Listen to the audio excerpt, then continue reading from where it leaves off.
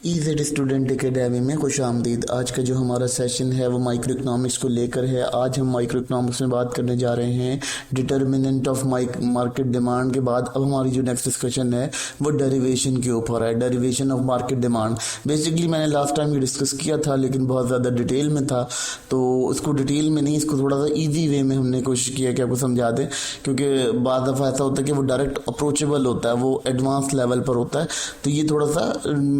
जिसे कहना चाहिए कि हमने बेसिक लेवल के ऊपर लेकर चले गए हैं। तो बात करते हैं जी डेरिवेशन ऑफ डिमांड में होता क्या है। बेसिकली डेरिवेशन ऑफ डिमांड में हम बहुत सारे डिमांड कर्व होते हैं, जैसे प्रीफरेंस ऑफ टेस्ट होता है, प्रीफरेंस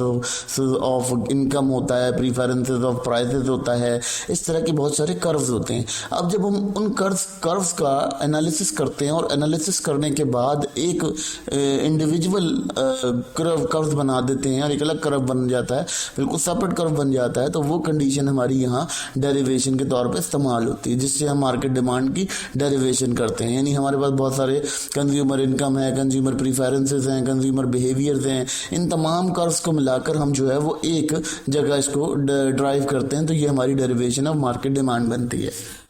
पहले बात करते हैं जी इंडिविजुअल कर्व। इंडिविजुअल कर्व में क्या होता है, आपका जो कंज्यूमर होता है वो कुछ चीज़ों को में फंसा होता है, उसके बहुत सारे मसाइल होते हैं, तो हर इंसान का अपना एक ओवरव्यू होता है मार्केट के अंदर, और वो अपने हिसाब से अपनी शॉपिंग कर रहा होता है, ठीक है, क्योंकि वो उसको विलिंग कर सकता है, उसको बाय करने की उसके पास पावर होती है, ताकत होती है, जितनी उसकी इस्तात होगी उसी इस्तात में वो काम कर सकेगा। तो हम यहाँ इंडिविजुअल की जो बात कर रहे हैं वो ये कर रहे हैं। यहाँ कंडीशन इस तरह से समझ लेते हैं। अब इंडिविजुअल कमांड कर्व जो है वो किस चीज़ पे डिपेंड करता है, वो इनकम पे डिपेंड करता है, प्रीफरेंसेस पे डिपेंड करता है, कंज्यूमर टेस्ट पे डिपेंड करता है, कंज्यूमर की कंडीशंस पे डिपेंड करता है, और डिफरेंट किस्म के जो प्रीफरेंसेस होते हैं जो कंज्यूमर रिलेटेड होते हैं वो मौजूद होते हैं। जैसे सब्स्टिट्यूट गुड्स होती हैं, सब्स्टिट्यूट गुड्स के अलावा बहुत सारी ऐसी गुड्स होती हैं, ऐसी चीज़ें होती हैं जो कंज्यूमर बहुत ज़्यादा प्रेफर करता है, तो वहाँ भी हम देख सकते हैं कि वहाँ हमारी जो डिमांड है वो बहुत ज़्यादा डील करती है। इंडिविजुअल कर्व जब हमारा डील करता है वो इस तरीके से डील करता है। अब हॉरिजॉन्टल समेशन एक कर्व होता है, वो भी एक कर्व है, ठीक है। उसमें क्या करते हैं, उसमें कंडीशन ये करते हैं कि जो कंज्यूमर की प्रीफरेंसेस हैं या कंज्यूमर के टेस्ट हैं या कंज्यूमर की जो इनकम है उसको हम हॉरिजॉन्टल एक्सेस पे रख लेते हैं, ठीक है। फिर हम वर्टिकल एक्सेस पे प्राइस रखते हैं, ठीक है। वर्टिकल एक्सेस पे प्राइस रखते हैं, फिर उसके बाद हम देखते हैं कि मार्केट में उसकी क्वांटिटी डिमांडेड कितनी हो रही है। जब उसकी क्वांटिटी डिमांडेड हो रही है, जिस प्राइस पे ज़्यादा क्वांटिटी डिमांडेड हो रही है वहाँ पे वो इंटरसेक्ट करता है, ठीक है। यानी उसमें ये होता है कि आपको ये समझ में आ जाता है हॉरिजॉन्टल वे में कि आपके पास जो कंज्यूमर है उसने किस किस वजह से आपकी चीज़ को या आपकी प्रोडक्ट को खरीदना चाहा है या आपकी प्रोडक्ट पर काम कर रहा है, ठीक है। ये सिर्फ एक के लिए नहीं होता, ये इंडिविजुअल डिमांड होती है, यानी आपकी जो हर किसी की अपनी अपनी डिमांड है, नीड है, उसको भी हम मद्देनजर रखते हैं। तो फिर वो हॉरिजॉन्टल समेशन, यानी इसको ये समझा जाएगा कि उन तमाम इंडिविजुअल डिमांड्स को एक हॉरिजॉन्टल पैनल पर रखा जाता है, और वर्टिकल पैनल के ऊपर हम जब रखते हैं तो वर्टिकल पैनल पे हम रखते हैं प्राइसेस को। तो प्राइसेस क्या होती हैं,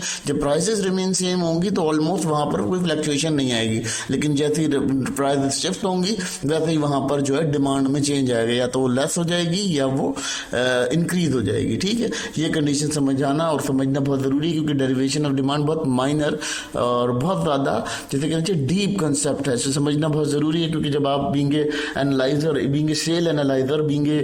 परचेजिंग एनालाइजर बैठते हैं तो आपके पास बहुत ज़्यादा चीज़ें डिपेंड करती हैं आपकी नेचर ऑफ जॉब के ऊपर, आपकी वर्किंग एथिक्स के ऊपर। अब इसके जो स्टेप्स हैं, अब उसके बारे में बात कर लेते हैं कि डेरिवेशन की जो स्टेप्स होते हैं वो कैसे होते हैं। सबसे पहली बात करते हैं कि हमने जो इंडिविजुअल डिमांड कर्व्स थे, ठीक है, जो यानी कंज्यूमर की अपनी अपनी प्रीफरेंसेस थी, चॉइसेस थी, उन तमाम कर्व्स को हमने क्या किया, हमने प्लॉट कर दिया एक ही डिमांड कर्व के ऊपर, ठीक है, ताकि हम ये समझ में आ जाए कि ये जैसे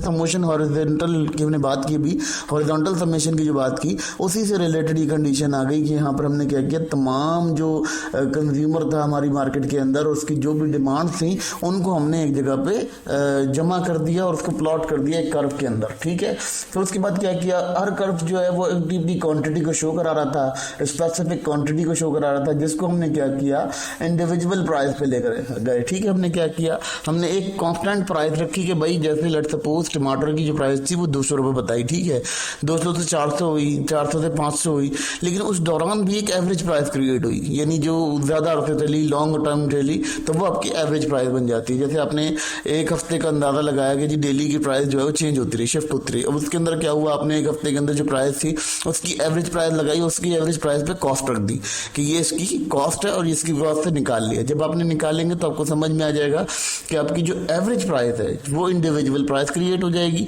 फिर उसके ऊपर आप जो है वो अपनी तमाम फैक्टर्स को मर्ज करते हुए आहिस्ता आहिस्ता चले जाएंगे। अब उसके बाद क्या करते हैं, उसके बाद जो हमारा सबसे बड़ा इंपॉर्टेंट किरदार होता है वो ये होता है कि हम तमाम चीज़ों को कलेक्ट कर लेते हैं, कोलेक्ट कर लेते हैं। अब कोलेक्ट करने के बाद क्या होता है, यहाँ पर क्या कंडीशंस होती हैं, यहाँ पर कंडीशंस ये देखी जाती हैं कि यहाँ पर आपकी जो डिटर्मिनेशंस हैं वो तमाम प्राइसेस को हम एक जगह इंडिविजुअल कर लेते हैं, इंडिविजुअल डिमांड को एक खास प्राइस के ऊपर जमा करते हैं, ठीक है, जिससे हमें ये समझ में आ जाता है कि हमारी क्वांटिटीज कितनी डिमांडेड हो रही है मार्केट के अंदर। फिर उन्हीं क्वांटिटीज को हम क्या करते हैं, सबको जोड़ लेते हैं, टोटल करते हैं इस मार्केट डिमांड से और उसकी प्राइस निकाल लेते हैं कि दैट प्राइस ही कितनी बिकी थी और जब दैट मतलब प्राइस शिफ्ट हुई, प्राइस में जब शिफ्ट आया तो इसकी डिमांड कितनी बढ़ी कितनी कम हुई, ये समझने के लिए हम इसको इस्तेमाल करते हैं। देखिए बेसिकली होता ये है कि ये चीज़ें हमें एग्रीगेट क्वांटिटीज से ही अंदाज़ा होता है कि हमारी जो डिमांड है उसकी क्या पोजीशन है और जो हमारी यूजेज है उसकी क्या पोजीशन है। ये तमाम चीज़ों को डिस्कस करना और उसको समझना हमारे लिए बहुत ईजी है और इसीलिए हम इसको फर्दर कंटिन्यू करेंगे क्योंकि इसमें जो है कुछ टॉपिक्स रहते हैं अभी इसके, तो हम उसको डिस्कस करेंगे वेरी नेक्स्ट सेशन के अंदर।